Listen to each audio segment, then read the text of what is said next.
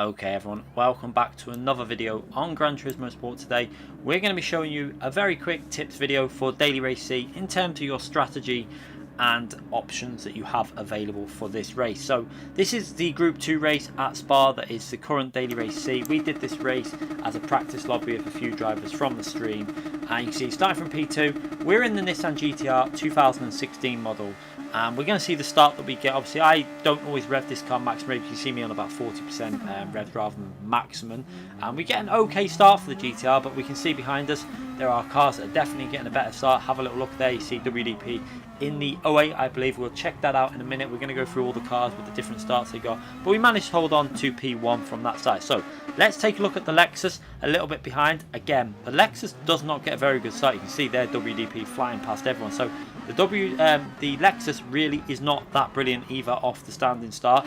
They were also on medium tyres. The Honda, for example, also on the medium tyres. Again, not really a great start. The 2016 just as good as the Honda. So far it's mainly the 08 car, as you can see here, driven by WDP. The 08 car is the car off the standing start. Now this is a bit of a dilemma because this car is probably not as fast slightly in the race conditions, but if it's getting that kind of standing start, do you go that car and then try and hold on in that car? It's one of them. It's going to be a hard one to decide. I'm not sure which way I'll go.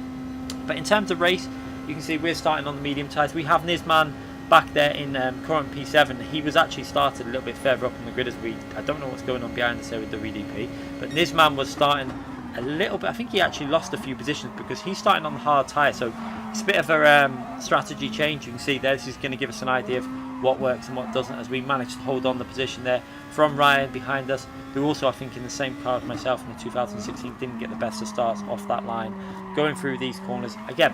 So yeah, we've got ×8 tyre wear, ×2 fuel. Fuel is not an issue for this race, so you do not need to worry about your fuel. You can push 100% maximum in terms of revving it out. You can see I don't over rev the 2016 car though. It tends to be preferred being shift just as it hits the end of the rev range on that red bar that builds up. That's when I shift up the gears. It's the optimal way I find in terms of maximum speed. But yeah, in terms of strategy, it's pretty much a simple one-stop, I believe, from the very quick testing that we've done. You have to use the hard tyres. I think I haven't 100% checked it yet, but it does state hard tyres are available, so I would presume you'd have to do at least one pit stop in this race. Now in terms of a no stop strategy, that is not going to work. The hard tyre will be over a second slower a lap. Pit stop is not 9-second loss, and you're going to have fresh tyres anyway. So yeah, the no stop I think is definitely a big no-no, not only just because of starting on the hard tyre and yeah, losing positions at the start. That is going to be the problem as well. You're going to start on hard tyres, you're definitely going to lose a couple of positions for people that are on the medium tyres, and this again is the thing that puts you off starting on the hard tyre. It's probably the best way I would go is start on the medium. If you're in the top 10, I probably would start on the medium, because if there's a couple of people in front of you that start on the hard tyre, you're probably going to jump them from the standing start and gain a few positions straight away. And yeah, that's one reason why it puts me off starting on the hard tyre, because you're going to lose positions. Now if you're starting them right at the back, then maybe yeah, that is the way to go. Start on the hard tyre, do a couple of laps, maybe 3 laps or something like that, and then pit and change over. As you see, we're pushing now. Just give you an idea of lap times. Braking just before the curb on the left hand side, you'll see just before this curb, just by the 100 board, braking down into 3rd gear, trying to hold the apex near them bollards on the left. Now coming off the throttle to try and get the rotation through these corners. Again, you see I'm lifting off the throttle, early upshift into 4th gear there really helps with the acceleration out of that corner. Braking just before the curb on the left, down to 2nd gear. You want to try and hold this apex as best as possible. I didn't really get that right. Up to 3rd gear, don't go into 4th gear there, just let it lift off when you go in towards the braking zone and let the car rotate through the corner. Now into this really aggressive fast left hand corner, you're going to stay in 5th gear, downshift to 4th gear, then back up to 5th gear as you go powering your way through the corner, and then into the next braking zone. We're going to be looking again for the curb on the left hand side, around that button marker on the left, just before there.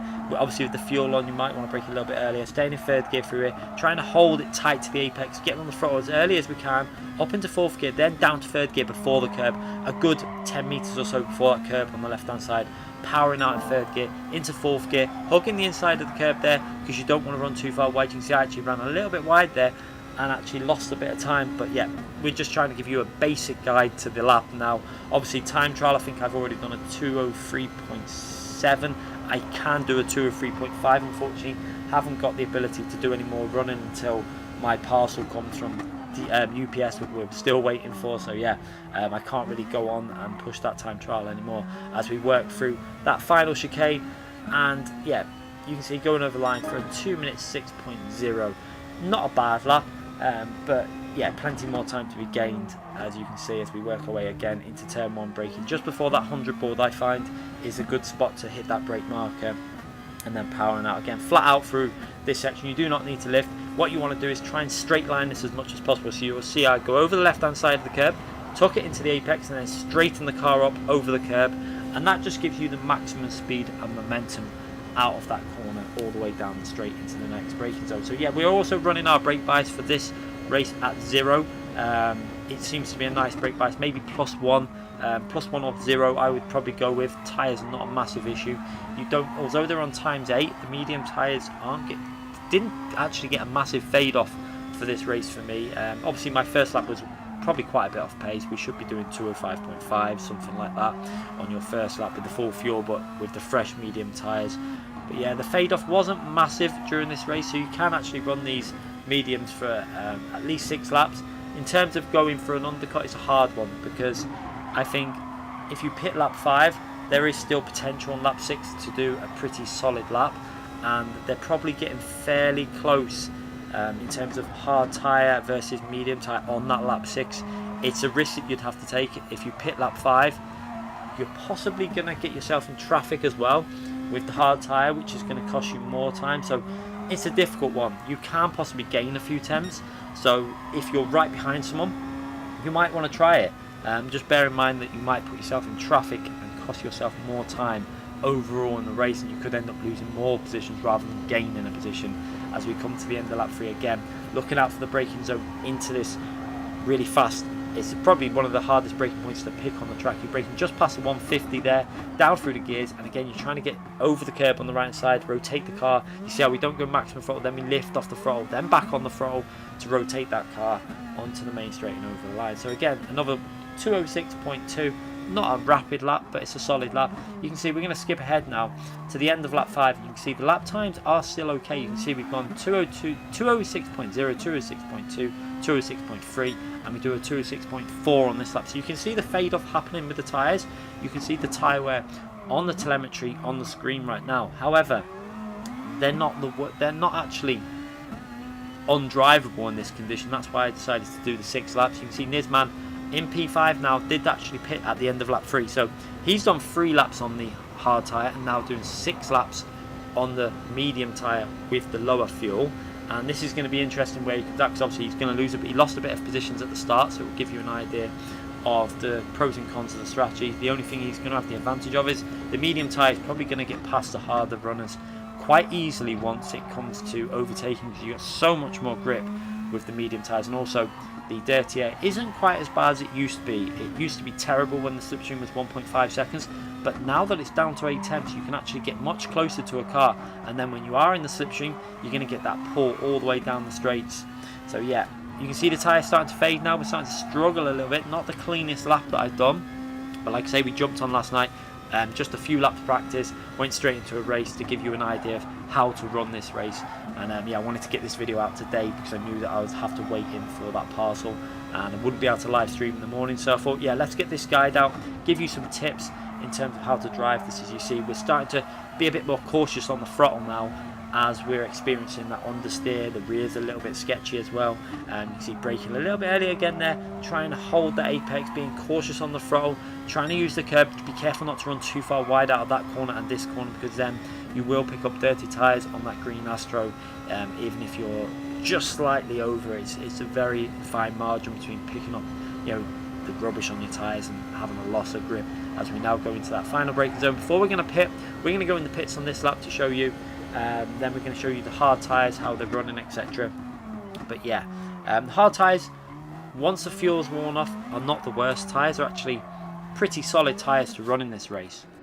So at this phase now, I think the hard tyres will probably be at least equal to the medium tyres, if not faster. So yeah, just bear that in mind. Obviously on the outlap, you need to remember that the outlap is going to take a little bit of warming up for these hard tyres. Hard tyres do tend to take a lap to get up to some sort of temperature that they start providing with that maximum grip. As we see Nisman there in P2, I think he actually ended this race about, you can see he's around 4.8 seconds behind me at this stage. Now obviously I didn't record it with the live Elgato, we've done it from the replay, but I can tell you he's about 4.8 seconds behind, and at this stage of the race on the final lap he wasn't actually gaining anything. So I think that the lap we pitted there was pretty much optimal, because on his 6th lap my hard tyres were basically matching what he was doing. You can see we did not a brilliant lap on lap 8, it was a bit scruffy with the tyres still not fully up to temperatures, but then this lap was a little bit better for the hard tyres. You can see pretty similar in terms of your braking zones, maybe being a little bit more cautious. We'll take a look now as we go into this first major braking zone at the end of this straight. Again, you're going to brake just before the curb. You've got lighter fuel, so you need to take that into account, braking just before that curb. You'll see there, just before there, down into 3rd gear again. Very similar way to driving it that you would on the medium tyres. Maybe just bear in mind you're not going to have slightly a strong front end. The rear might slide a little bit more with these hard tyres, but you can see almost exactly the same. Early upshift into 4th gear, down through the gears, down into 2nd gear, hugging the apex nice. You can see how much better now. Obviously these fresh hard tyres are starting to grip up because they've got the temperature in them. They're starting to give me the grip through the corners, and they're actually doing okay in terms of their ability. I think we could have actually got more pace out of this. We hadn't really tested. This was our first time with the hard tyres, because during our warm-up we were obviously running the medium tyres to practice for qualifying, and then yeah, this was our first experience of the hard tyres. So yeah, starting to get used to them. You can see you can pretty much identical with the way you're driving it, just being a bit more cautious in terms of your the way you're aggressively approaching the corner, just giving the car a little bit more time to rotate through the corner, and they'll actually give you quite good lap times. I think you can see there's plenty of grip there. You're losing a little, most of your time is just probably from the traction zones where they're just not providing just as much grip as you'd like.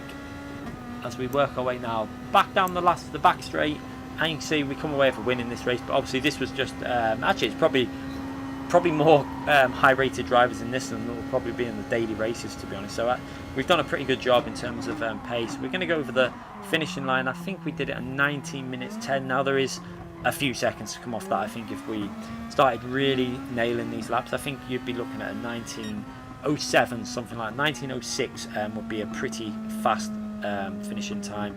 I expect the top drivers like Rossetti, etc., if they're going to do this, to be a little bit faster, obviously. But yeah, that seems to be the way to do this race. You can see Nisman finished about 5 seconds, 4.8 behind us.